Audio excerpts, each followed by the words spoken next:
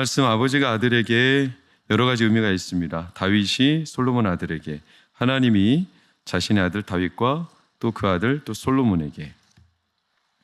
예전에 제가 읽은 책, 김정은 교수가 쓴 에디톨로지라는 책 제일 초반에 등장하는 유명한 그림 예화가 있어요. 나무, 망치, 도끼, 톱, 유명해서 다 잘 아실 텐데 여러분들 한번 잠깐 보시고 도끼, 망치, 톱, 나무, 이 중에 하나를 빼라면 여러분 뭘 빼실 것 같아요? 연관성을 가지고. 도끼 한번 손 들어보세요. 도끼를 뺀다. 망치를 뺀다. 망치. 톱을 뺀다. 나무를 뺀다. 각자 다 다르죠? 김정은 교수는 이렇게 해석했어요. 나무를 빼는 사람은 도끼, 망치, 톱을 연장이라는 도구라는 하나의 기능적인 관점으로 자기 어떤 지식적인 연관성을 가지고 나무를 빼고 그리고 나머지 도구로 묶는 거죠. 근데 망치를 빼는 사람은 있대요. 왜냐? 벌목을 해본 사람은 살림살이, 그러니까 진짜 나무를 벌목, 시골에서 경험적으로 지식을 터득한 사람은 망치가 굳이 나무를 벌목하는데 필요가 없어서 굳이 뺀다면 망치를 뺀다. 그러니까 연관성을 어떻게 갖느냐.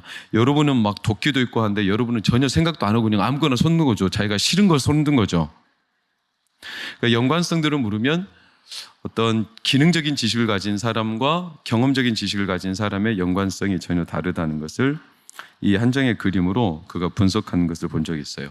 연관성을 갖는다는 것은 대단히 중요한 통찰력이에요. 나와 너, 연관성. 나와 우리, 우리와 그, 또 하나님과 나. 이 연관성. 이걸 잘 파악하는 사람이 지식이 살아있는 사람이죠. 그래서 이 연관성을 잘 가진 사람일수록 하나님을 믿는데도 경험 그리고 산 지식이 확장이 잘 된다고 저는 생각해요. 어린이들도 세상을 일찍 깨닫는 어린이들이 있어요, 없어요? 있어요. 어린이들 중에도 세상살이를 생각보다 빨리 깨닫는 어린이들이 있어요. 이 또한 유명한 사진인데 한번 볼까요? 슬기로운 생활 초등학교 시험, 옆집 아주머니께서 사과를 주셨습니다. 뭐라고 인사해야 할까요? 감사합니다. 이건 너무나 상식적인 답인데 인생에 산 지식이 있는 어린이들은 이렇게 인사한대요. 뭐 이런 걸 다. 산 지식이 있는 어린이들이죠. 뭔가 본 거예요. 물론 애가 이르면 싹수가 좀 노래해서 보이지만 우리가 이런 진짜 답을 하는 어린이가 있다면 얘는 뭔가 그 또래 아이들하고 비교했을 때 이 지식이 남다른 거죠. 우리가 하나님과의 관계에서 연관성이 넓을수록 하나님을 많이 경험할 수 있어요. 근데 연관성이 부족하면 오해를 많이 해요. 예수님 곁에 오해를 많이 했어요. 부활했을 때 과연 그 연대법에 따르면 그 여인과 결혼할 사람이 누구냐? 이거는 뭐 복잡하지 않은 얘기니까 다 아시는 거니까 첫째, 장남, 둘째, 셋째 이렇게 유대 계대법에 따라서 첫째가 자식이 없어서 무자하여 죽었을 때 형수에게로 둘째가 들어가고 그도 또한 무자해서 죽었을 때 셋째가 들어가고 이런 유대인들의 독특한 풍습대로 가문의 후손을 이어주기 위해 계대법으로 첫째, 둘째, 셋째 마지막 날 그래서 일곱째까지 들어갔는데 이들이 다 부활할 날에 누구랑 결혼해야 되냐? 하나님에 대한 오해, 연관성이 전혀 없죠. 그들은 부활이 하나님 나라에 가서도 우리가 지금에서 관계를 누리는 이 관계로 거기서도 부부고 거기서도 자식, 부모 이런 관계로 살 거라고 오해하는 거예요. 전혀 그렇지 않아요. 하나님 나라는. 어떤 관계일까요? 하나님 아버지 밑에 다 같은 형제, 다 같은 예수 그리스도의 피를 나눈 혈육이나 마찬가지죠. 그 나라에 가서 우리가 어떤 관계일지 잘 몰라요. 정확하게 말할 수는 없어요. 그러나 현재 우리가 누리는 관계는 아니에요.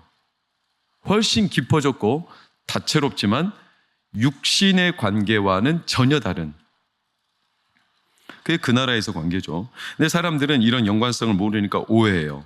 무리들이 예수님의 기적을 자기가 보고 싶은 대로 보려고 했기 때문에 항상 예수님 곁을 기적만 보려고 따라다니는 이들. 그러니까 하나님과의 관계가 그들은 기적이라는 하나의 컨텐츠 외에는 없어요. 제 눈의 안경인 거죠. 여러분, 이런 연관성을 해서 굉장히 중요해요. 예수님과의 관계도 어떤 연관성을 갖고 있냐? 이거는 교리적으로도 굉장히 이슈가 된 사건이 뭐냐면 마리아가 예수님의 어머니인데, 마리아가 하나님의 아들인 예수님의 어머니입니까? 아니면 마리아가 요셉의 아들, 인간 예수 어머니입니까?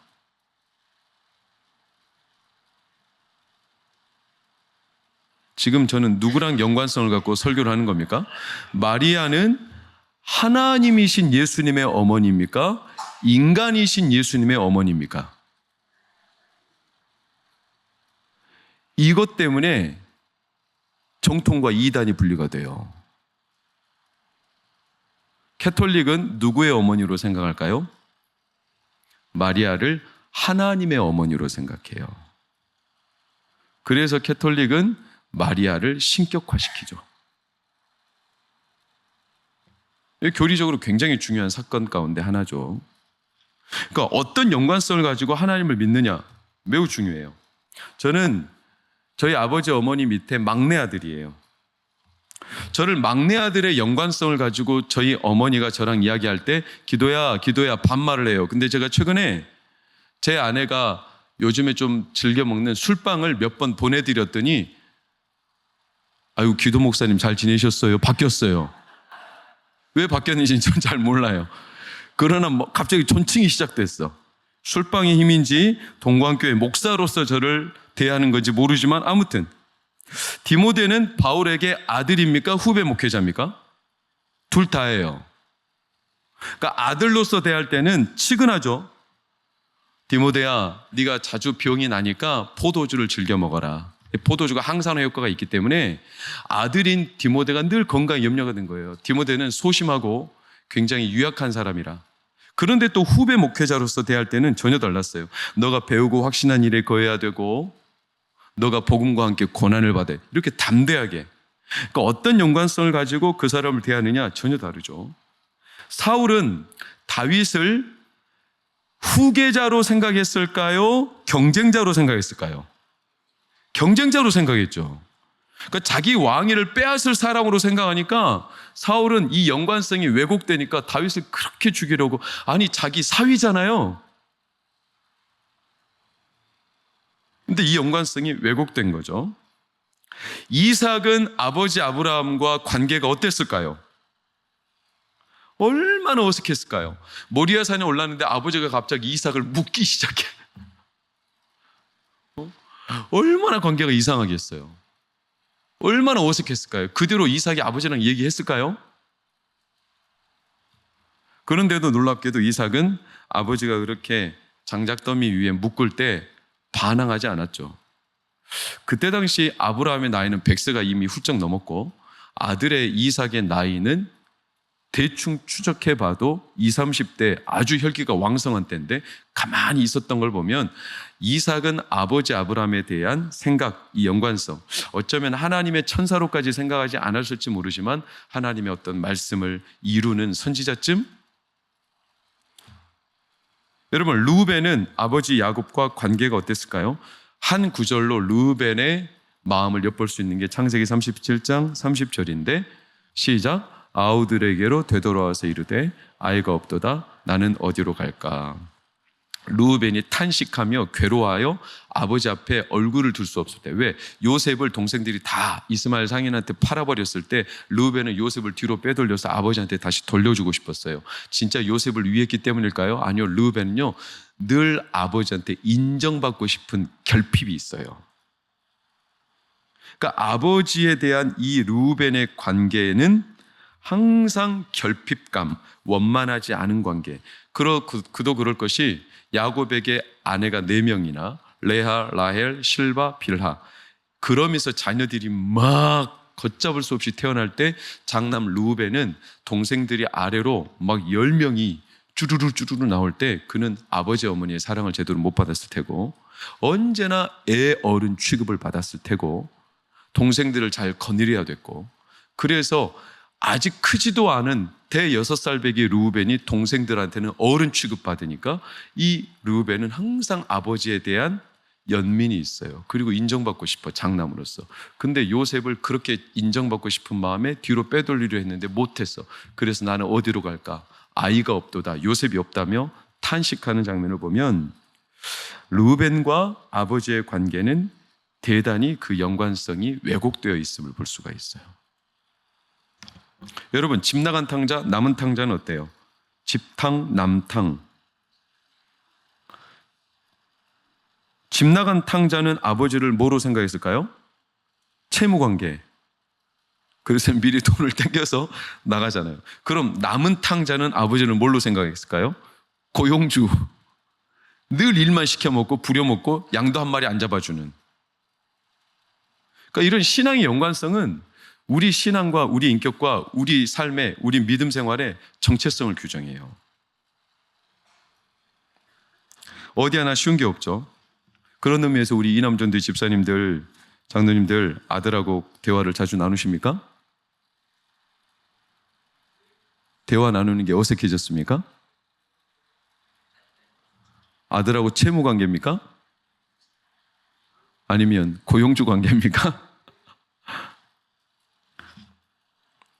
저는 예준이하고 어떨까요? 예준이 왔나?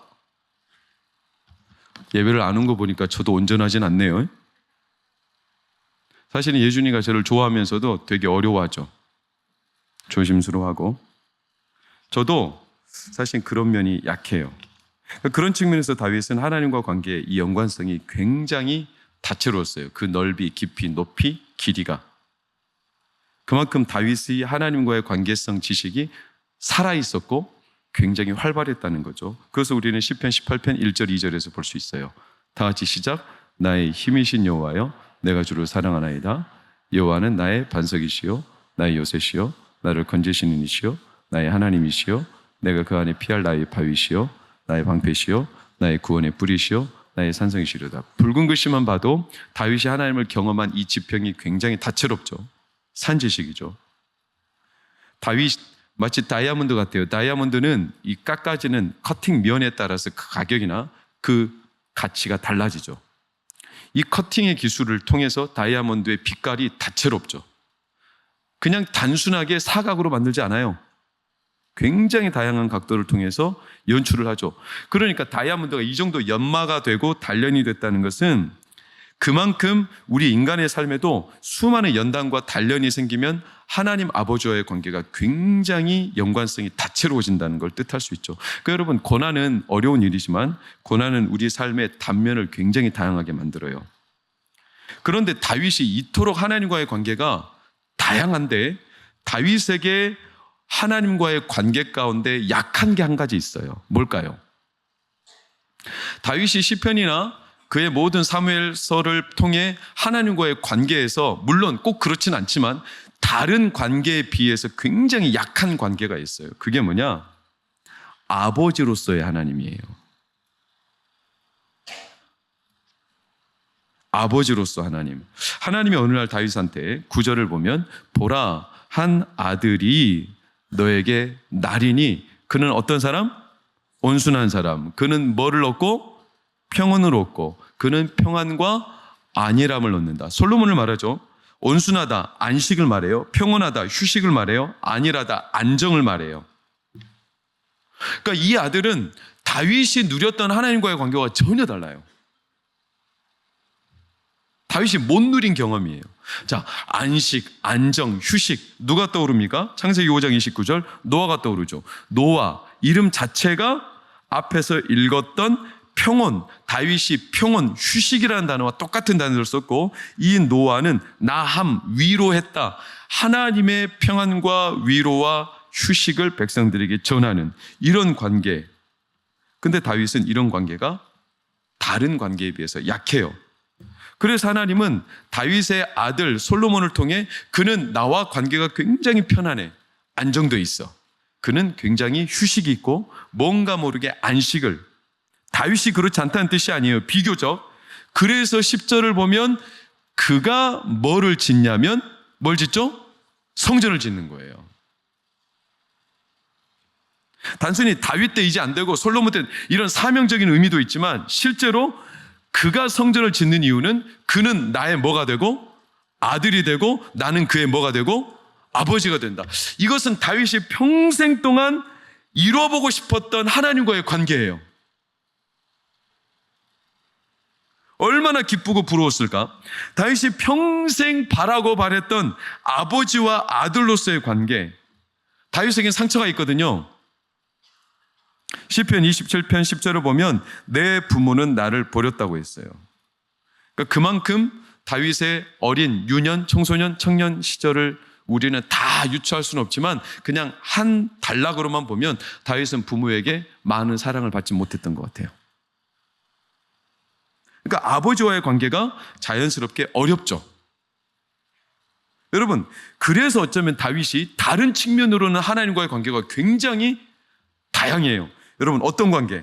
여호와는 나의 목자시고 나의 왕이시고 그분은 나의 만군의 여호와시고 아까 시편 18편 읽었던 것처럼 그분은 나의 산성이시고 뿌리시고 바위시고 반석이시고.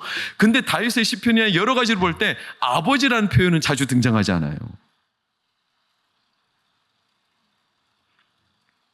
여러분, 다른 관계가 아무리 다양해도 하나님 아버지로서의 관계가 어려우면 이것은 다른 많은 관계가 한두 가지 없는 것 같이 비교할 수 없을 정도입니다. 제가 저희 자녀들에게서 아버지로서 그 부재를 5년 전에 이 아이들이 영광에 6개월 동안, 8개월 동안 지낼 때 그때 이 아이들이 아버지의 부재가 얼마나 그들의 인생에 큰 결핍감이었는지를 제가 나중에 서울 올라와서 많은 느낌으로 그들의 언어를 통해 제가 들었던 적이 있어요. 물론 단적인 사진에 불과하지만 그때 당시 예준이 표정을 보면 아버지의 부재가 보이죠. 이렇게 그때 저한테 사진을 보냈던, 그래서 얼마나 슬퍼하며 아빠 언제 오냐고. 저는 외람된 얘기지만 아버지의 품이 항상 그리운 사람이에요. 저는 5남매 중에 4번째예요. 그래서 저는 또 아들을 낳으려고 낳은 게 아니라 아시죠? 셋째를 딸을 바라신 아버지 어머니가 셋째가 너무나 뱃속에 얌전했어. 감사형이. 그래서 딸인 줄 알고 이제 됐다. 그만 낳자. 그런데 태어나고 보니까 아들이었어. 셋째까지 왔는데 4번째 한 번 더 도전해보자. 그래가지고 태어난 게 그래가지고 얘까지 봤는데 5째 하면, 그래서 딸을 가지고 저는 사실 있으나 마나한 자식은 아니었겠지만 딸을 낳다가 태어난 자식. 저는 아버지의 품이 항상 그리워요.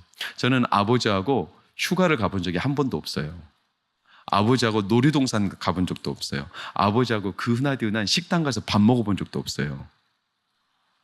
저희 형, 큰형, 둘째 형만 수영장, 아버지 휴가 받으면 여름 휴가 때 제가 한번 보여준 사진인 것 같은데 이렇게 수영장 가서 큰형, 둘째 형만 놀았던 기억이, 저는 이런 기억도 없고 사진도 없어요. 저는 그 흔한 아버지를 따라 목욕탕 가본 적도 없어요. 아버지가 저를 목욕탕에서 때밀어 준 적도 없어요. 저는 아버지에 대한 존경심이 있어요. 아버지에 대한 경외감이 있어요. 아버지를 저는 굉장히 좋아해요. 그런데 좋은 의미로 거리감이 있어요. 왜? 아버지와 살을 부딪히며 지내본 경험이 거의 없어요.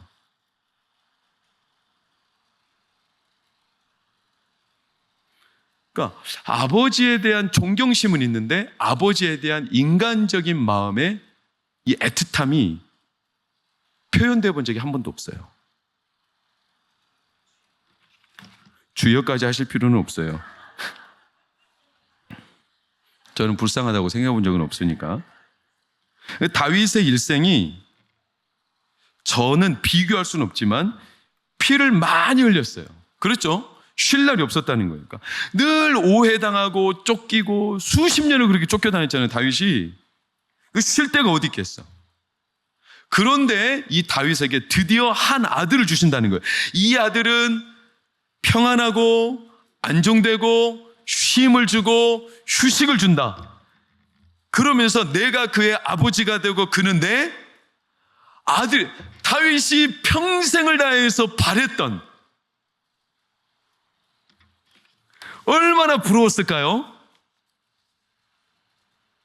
그 이름 자체가 솔로몬, 그 이름에 샬롬이 들어갔잖아요. 샬롬, 평안한, 더 이상 쫓고 쫓기는 관계, 피 흘릴 그런 일들이 없는, 그냥 아버지 품 안에 거하는. 그래서 그 아들이 뭘 짓게 한다고요? 성전. 여러분, 성전을 짓는다는 것은 엄밀히 말하면 성전이지, 쉽게 말하면 집을 짓는다는 거잖아요. 누구랑 같이 살? 아버지하고 같이 살. 다윗은 그렇게 바랬는데 그 집을 못 지어. 그러니까 이걸 아는 다윗이 오늘 아들한테 뭘 말하는지 눈여겨보세요. 13절부터 보면, 13절부터 11절부터 쭉 보면, 내 아들아, 계속 반복되는 게 뭐예요? 여호와께서 너의 하나님 여호와께서 네 하나님 여호와가, 13절 여호와께서, 계속 반복되는 게 여호와께서. 아들아, 너는 다른 거 생각하지 마라. 아버지 하나님이 너의 하나님이다. 하나님이 너의 아버지다. 이것만 잃지 않으면 된다. 그게 내가 그토록 바랬던 거다. 너 다른 거 말고 하나님 아버지에게만 집중하면 된다. 그건 내가 지금까지 누린 어떤 관계 100가지를 줘도 아버지 한 분이면 된다. 뿔, 산성, 반석, 바위, 나의 목자시니 나의 힘이시니 이런 거 다 합쳐놓으면 뭐다? 아버지다. 성전을 짓는다는 건 그 아버지와 한 집에 산다는 거다. 그래서 아들 너에게 집을 짓게 하시는 거다.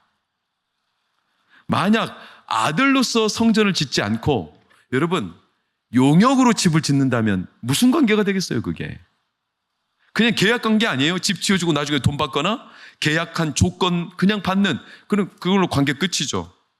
주고받는 계약직이죠. 근데 아들이 집을 지어요.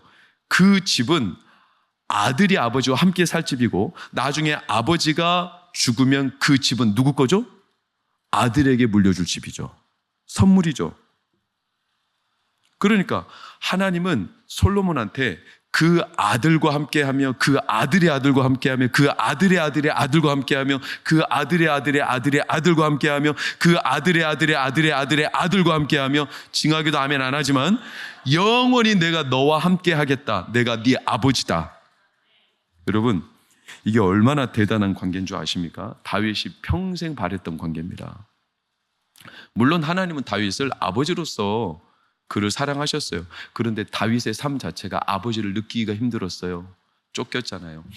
인간인 저도 저희 아버지를 인간적으로 아버지의 애틋함을 느끼기가 쉽지 않은 어린 시절이었다면, 눈에 보이지 않는 하나님을 그 전쟁통에서 쫓기면서 내 부모는 나를 버렸으나 심지어 장인어른 사울도 나를 죽이려고 창을 2번씩 던지는데, 이런 상황에서 아버지를 가까이 한다는 게 다윗에게 쉬웠겠어요? 그럼 그 이미지 그대로 하나님이 아버지로 다가오기가 얼마나 공포스러웠겠어요? 그렇게 사모하고 흠모하던 아버지와의 관계가 솔로몬한테는 그냥 열린 거예요. 그러니까 내 아들아, 여호와를 딴 거 말고 내가 그렇게 누리고 싶었던 하나님이 너의 아버지시다. 여러분, 트럼프 대통령은 또라이죠. 그러나 권력자죠. 함부로 할 수 있어요, 없어요? 없죠. 이전에 대통령들 함부로 다 못하죠. 권력자죠. 세계 최고의 권력자죠. 그러나 유명한 사진 아시죠? 오바마 때, 케네디 때. 여러분, 저 백악관 대통령 집무실에서 저렇게 재치발랄하게, 저렇게 버르장머리 없이 대통령 책상 아래에서 저렇게 해맑게 숨바꼭질하며 소파 밑에서 뛰어노는 저놈의 자식들은 누굽니까? 저 대통령의 자식들입니다. 다른 세계 정상들은 그렇게 두려워 벌벌 떠는 미 대통령 앞에서 저들은 하나도 두렵지 않습니다. 왜냐? 저들은 아버지이기 때문에. 아버지가 갖고 있는 군사력과 행정력과 경영력과 모든 자본이 저 아이들은 마음대로 주무를 수는 없겠지만 아버지에게 말하면 아버지는 뭐든지 제공할 수 있습니다. 아버지와의 관계죠. 여러분, 우리가 다윗이 그렇게 그리워하던 아버지와의 관계를 지금 누리고 있습니다. 은혜입니다, 이게. 그냥 주신 은혜가 아닙니다. 다윗은 예수님을 그렇게 바라보고 예수님 한 번만이라도 예배해보고 싶었던 사람입니다. 근데 다윗은 예수님을 못 봤죠. 그럼에도 그는 하나님을 믿었고 하나님의 나중에 주께서 나중에 내 발등상 그리고 내가 그 옆에 항상 계시니 그러면서 예수님에 대한 예견은 했지만 다윗은 지금 우리가 누리는 이 아버지와의 관계와 예수님을 만나서 예수님을 믿고 예수님을 예배하는 거 다윗은 누린 적이 없어요. 이게 우리에게 큰 복이에요. 여러분, 감사한 은혜가 있기를 축복합니다. 아버지와의 관계, 그분과 넓어지고 깊어지고 길어지고 높아지면 회복이 되면 아버지와 관계가 회복되면 아버지에게서 그의 나라가 우리에게 따라와요. 이게 오늘 다윗이 아버지가 아들에게 전하는 말, 하나님 아버지가 그 아들 솔로몬에게 전하는 말. 우리 이남전도 집사님, 장로님들, 오늘 헌신 예배를 통해서 다른 무엇보다도 하나님 아버지로 충만하시기를 축복합니다. 아버지 하나님과 관계가 회복되려면 어떻게 해야 될까요? 여러분, 어떻게 해야 될까요? 아버지 하나님, 내 아버지 하나님을 누리려면 딱 두 가지밖에 없어요. 첫 번째, 시간을 그분과 보내야 합니다. 기도를 할 수 있어요. 두 번째, 그분의 품에 깊이 잠겨야 합니다. 성령 안에서 깊이 잠기고 오래도록 머물면 아버지와 관계가 회복이 됩니다. 그래서 인생이 조금 우리 가운데 어려운 일들이 일어나도 그 길을 아버지가 버티게 하실 수 있습니다.